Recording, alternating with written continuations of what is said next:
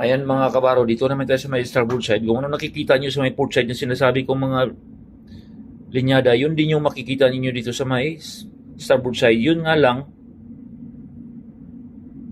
may nadagdag dito na pipeline, additional na pipeline. Yun yung tinatawag na crossover line namin. Kasi may ibang barko crossover nandun sa pabor, sa port side. Yung iba naman dito sa may starboard side. So sa amin, nandito sa may starboard side. Yan, crossover. May mga balbula yan dyan. Kasi may ano dyan, minsan sa sa diskarga. O sa ano namin, normally sa diskarga, may mga balbulang sinasara dyan kapag hindi ginagamit yung mga linya na hindi naman nakakabit yung mga ano yun, connection. Tapos may mga gooseneck ka rin makikita dito. In actual. Yan. Makikita ka itong gooseneck. So, punta tayo itong sa may up ng natin, manifold area. Ito yung nakikita nyo mga kabaro. Ito yung gangway naman sa kabila. Bali ganun yan. Nakasecure sa dick yan. Yung isa naman, gagawin yun, yung ang gagawin ng kasama ko, nakababa siya ng konti sa may ship side. Yun yung gawin niya ngayon, nakaganon yan. Yung isa nakasecure doon sa deck, ito naman nakaganon. Para kakaiba naman yung dating. Tapos yung bandang dito, itong bandang area na to, kabilaan, gagawan pa to dito ng pilot ladder. Kasi ganoon naman talaga sa barko, hindi naman pwedeng gangway lang kasi may pilot ladder. Minsan kasi yung pilot ladder, minsan yung panahon na minsan rough weather, rough sea. Ang gagawin yan, hindi pwedeng magbababa, magpipick up ng tao na gangway lang, madidisgrasya yan. Kaya yung pilot ladder. Siyempre sa piloto na rin, yun yung pinaka-main concern dyan sa piloto. Tapos yung mga pipeline nakikita nyo mga kabayan, mga kabaro, yung papunta dyan, papuntang upside na yun ng barko. Yan, makikita natin. Papuntang upside na yun lahat. Yan, papuntang pamprom na yan. Yung sa unang ko na tinuro ko sa inyo, yan, yung mga winches namin. Yan, meron ng mga kable yan. Yan, yung kable. Tapos may mga winches pa rin yun sa sa may bandang upside. Kung titingnan natin. Yan.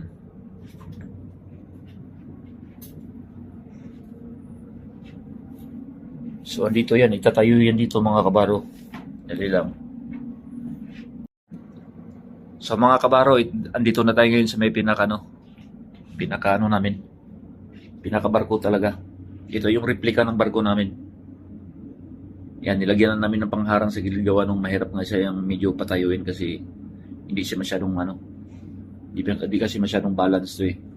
Kaya lalagyan mo pa ng sa ilalim. So, isa-isahin ko sa inyo mga kabaro. Ito yung forward part ng barko natin. Siguro marami nakakalam. Ito talagang forward part natin. Sana lang. Kasi medyo tumagilid.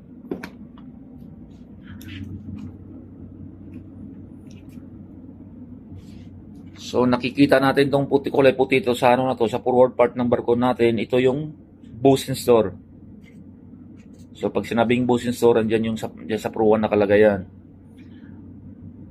Pero yung mga bosun store nga pala, hindi pare-pareho yung yan, entrance yan. Meron harap papuntang Pro 1, meron din sa may gilid, depende na sa design ng barko. Dito sa amin, ang bosun store yung entrance, andito sa may estribor. Andito nakaharap sa kabila yan. Pero hindi pa binutasan. Then, ito yung nakikita nyo mga kabaro, yung na yan. Yun yung windlass. Yun yung windlass natin, namin. Andito yung anchor chain namin, tapos yan ito, gagawan pa ng butas yan dito, tapos maglalagay ng angkla para maging talaga siya, magkakaroon talaga ng buhay yung paggagawa ng barko. Yan. Tuloy talaga na sa mga pa to, sa mga 80% pa na bago siya mabuo ng gusto. Yan yung windlass namin. Tapos gagawa pa dito sa kabila yan. Siyempre, kapag windlass talagang balance balance sa kabila. Tapos ito yung pipeline namin. Ito yung IG line. Ito yung cow line. Tapos mga NEM dyan pa yung mga electrical conduit. Tapos yan pa yung mga iba. Ito yung winches namin.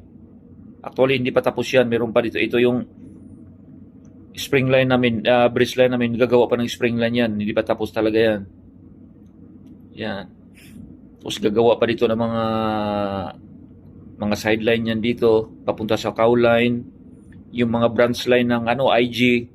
Gagawa pa yan. Kasi talagang ganun talagang tanker.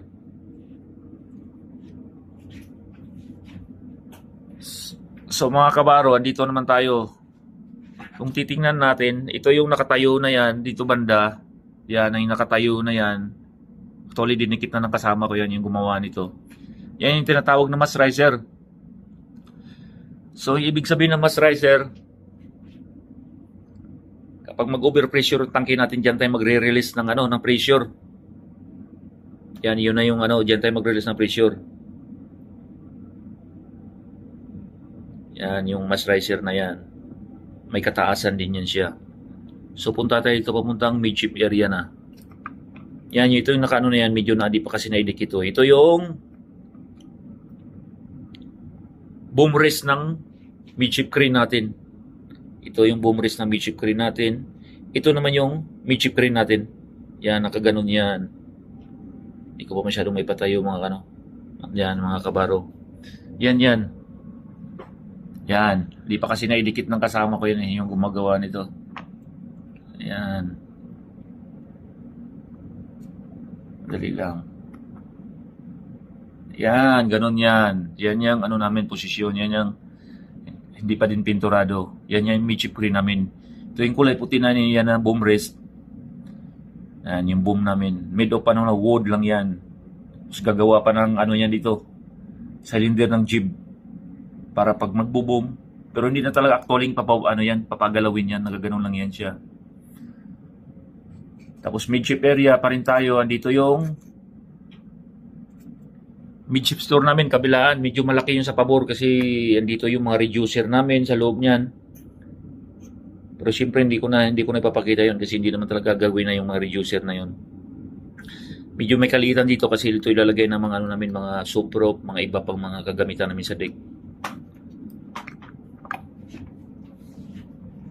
Tapos continue pa rin tayo sa may midship area.